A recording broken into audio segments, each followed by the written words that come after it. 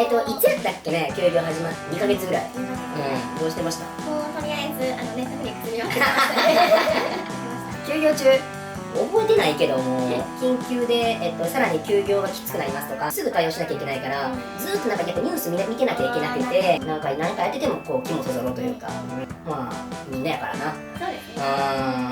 本音を語る系、最後ちょっとぜひこれちょっと喋っておきたかったなと思ったのは何かというと、やっぱりこう、ウィズコロナの時代とか言われてさ、なんかさ東京一極集中じゃなくて、リモートワークとか、テレワークとかワーケーションやったっけ、観光地とか、あとはその地方に住んでなんか仕事もするみたいな、なんかその生活みたいな風に語られてるのもあるやん。でもそういったことがある前に彩香ちゃんやったら、いろんなところを転々としてカナダ行って帰ってきて、今オバマの地方に住んでるやん、地元住んで。僕も大学の時代に出てから13年いろんなところ行って、先に地方に帰ってきて仕事してるわけなんやけど、どう地方に移住するとか地方で住んで働くっていうのって、観光業ということでもさ、前の動画では、リアルな話をできたと思うんやけど、本音でみたいな。なんか地方に住んで働くってどうっていうのをなんか地方で働くの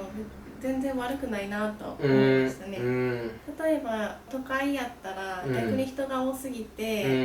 通勤ラッシュとか、そういうのが全くなくって、で地方やったらもう車で通勤したり、私やったら家が近いんで自転車で通勤したりとか、で周りがすごい自然いっぱいなんでちょっと落ち着けるし、でやっぱり今やったらリモートワークとかもあるんで、別に都会まで行って会社勤めしなくてもいいんで、都会に住んでたら家賃も高いし、それやったら別に田舎にいてもいいんじゃないかなとは私思います。なるほどね、これは気をつけた方がいいかもねって、やっぱりギャップがあるよね、いい風にだけ言ってさ、やっぱり地方のなんかその人密じゃない空間とか、自然が近くでっていう空間ももちろんあるけれど、いいところもあるやろうけど、なんかギャップみたいなのがあったりする？私みたいに車運転しない人あバスとか電車が1時間に1本なんで、なるほどね、そういう不便さね。一つは遊ぶところ的な、例えば若い人が集まるようなクラブ的なね、そういう若者向けのところもなければ、遊園地とか、テーマパークもないし、何やろう、街ブラするといっても限りがあって、1、2回行けばもう全部割れちゃうみたいなやけど、どう？その遊びの部分とか自分の中の生活の中にはこう気にしないタイプ？あんまり気にしないですね。逆に遊べる日があったらそれをモチベーションになるんで、遠出して旅行してみたいなね。あとはあれはじゃあ新しい人とたくさん会えるみたいなことっていうのはあんまりないかなと思うんやけど、例えばこうなんかすごい人には出会って刺激を受けるみたいなさ、そういうのが欲しい人もいるじゃん。むずいですね。それはあんまり興味、そもそもだからどういう感じ？そのむずいっていうのは人脈っていうの、人脈はある程度いくつかの場所にあると、大学時代とかってことね。逆に僕が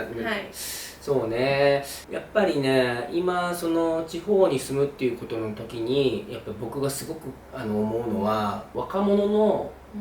搾取の構造とか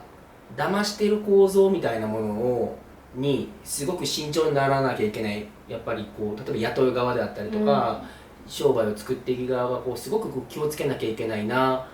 最大限こうその若い人たちの可能性を潰さないように考えないよといけないなと僕はやっぱりちょっと思っていて、例えばオバマやったら、ざっくり半分から4割ぐらいが高校卒業後そのまま残るのよ。5、6割ぐらいが大学に出ていくのね。そのうち、大体その出ていったうちの3割ぐらいが帰ってくるのよね、オバマにね。でそんなぐらいの割合なんやけど、例えば18歳とか22歳とかでオバマのとか、特に地方の企業に働いていたとした時に、仮にふと5年後10年後自分の好きな仕事じゃないかもなっとかもっと違うことやってみたいなって思った時の仕事の選択肢とか、他の業でっていうところが、こう結構やっぱ飛び出しにくい、自分の違う道に動くっていうことが考えづらい。例えばさ、大阪いたんやんな、で大阪で最初にそうか、それ大学か、で淡路島はホテルやったっけ？ホテル、でホテル結構大きいホテルなんだよね。大きい割と有名なホテルだったんでね、結構激しかったんでしょ？激しかったですね。仕事ね。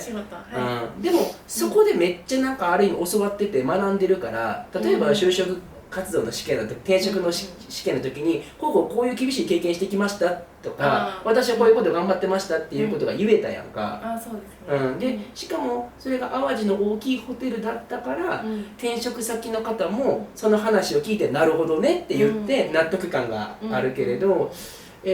仮に地方でいた5年間の働きぶりとか努力ぶりが、その転職試験の時に過小評価されてないかとか、全然伝わらないとか、自覚的に自分のスキルアップみたいなことに意識しきれてないみたいなことって、やっぱり18歳とか22歳で自分の人生とかやりたいことって完璧に決めきって、道をきっちり描けてる人なんてやっぱり少なくてさ、25歳から30歳ぐらいとかってめっちゃいろんな道迷う、いろんな選択肢が気になったりすると思うねんけど、その時にどこでも通用する経験、スキルみたいなものっていうのがどれだけこう地方の会社で提供してあげられているかなっていうのがすっごいこう、僕の今の考えている地方に住むっていうことを安易に言えないっていうところとか、変えたいと思ってることかな。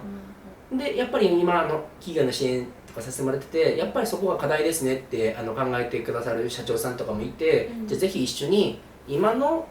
働いてくださってる社員さんに能力アップのための研修であったりとか、なんか教育だったりとかっていうところに力を入れて、すぐに売り上げに返ってきてるものじゃなくて、先に先行投資になるんやけど、その従業員様に対する時間をいっぱい食うわけやから。だけどやっぱりそういうことやっていかないといけないよねって言って一緒にやらせてもらってる企業さんもあったりするけれど、地方の企業が盛り上がったりとか、地方の産業がうまくいったり、いいサービス、いい施設ができて人気の観光地になっていくこととか、地方でいい会社ができてくるのめちゃくちゃいいんやけど、それって本当にそこで18歳や20から30歳ぐらいで働いてくれる子たちがどこに行っても通用するような、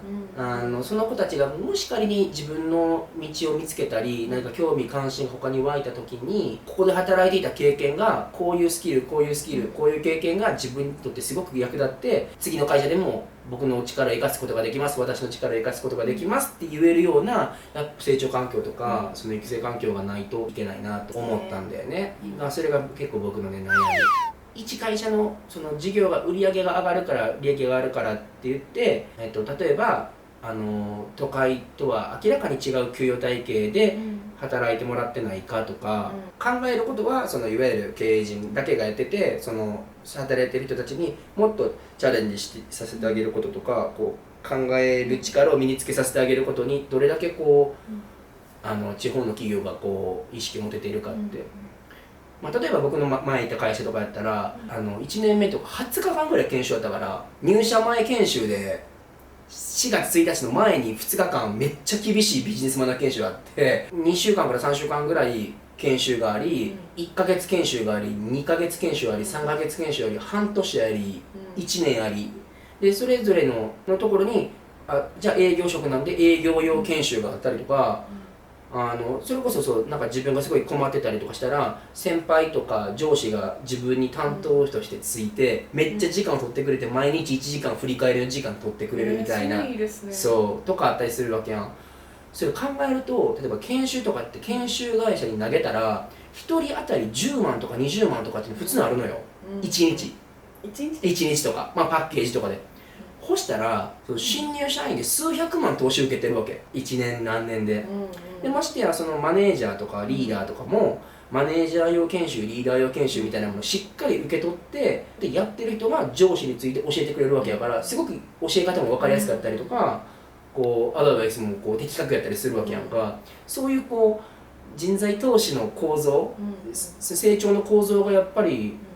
ある企業がやっぱ比較的都市部とか大企業とかにはやっぱ多くなってて、まあ、それどこまでこう地方の企業で若者にこう若者都会じゃなくて地方で働きなよってだけ言って自然の豊かでストレスがなくていいよって言うけど、それ5年後10年後にその子のなんか選択肢と可能性を知らぬ間にこうすごく半減させているみたいなことっていうのはものすごく地方の経営者が真剣に考えないといけないというか、その環境はもう変えなきゃいけないなーみたいな、まあ、やっぱさそのいろんなところを見てきた上で地方でいたから良さが分かってるけど、ずーっと今28歳やった8歳ぐらいだっけ、やっぱその10年間ずっと我慢やったらと思うとまたちょっと違うような感覚になるかもしれないよね。もちろんねいい会社もあるしそれ自身がこう不幸せなこととは限らんのやけど、やっぱり自分の人生とか18歳22歳で決まってない、やっぱりなんか違うことがしたいって考えるのって今の時代普通にあることやと思うけど、その子たちがちゃんと選択肢が豊富にある状態、何か変えようと思った時にちゃんと変えられるための素養とかスキルとかその子に貯めてあげられる状態みたいなことがやっぱり地方として作っていかなあかんとこかなと思うね。まあ例えば30歳以上とか35歳以上とかでもう明確に自分の稼ぐところとかスキルが身についていて、なんかあえてやっぱり都会の中のすごくストレスフルな状況じゃなくて、地方に住んでっていうのを自覚的にできてる人はすごくもうぜひぜひ地方どんどん来てくださいやけど、若い者に関しては、もちろんそこでチャレンジしてくれること地方でチャレンジしてくれることはありがたいし頑張ってくれと思って全力で支援したいなと思うけど、自分のスキルや経験を意識的にどんどん磨いていかないと、やっぱり選択肢が狭くなるリスクをはらんでるから、そこだけ安易な言葉優しい言葉だけに騙されちゃあかんっていうそうですね。そう働く人の幸せ残ってくれる若者の幸せのことを考えた、その地方誘致でありたいよね。まあそんな感じで、今回はね観光業界のこととか、コロナ休業のこととか、ちょっとまあ今注目されている地方に移住したり地方で働くみたいなことについてちょっと、本音というか思うことを語りましたけど、あくまで個人的な主観でございますので、ぜひまた夜9時にいろんなお話ししに来てください。じゃあ本音で語る会はまだしばらくあやかちゃんいますので、ぜひまた年内ご予約お待ちしております。お待ちしております。じゃあありがとうございました。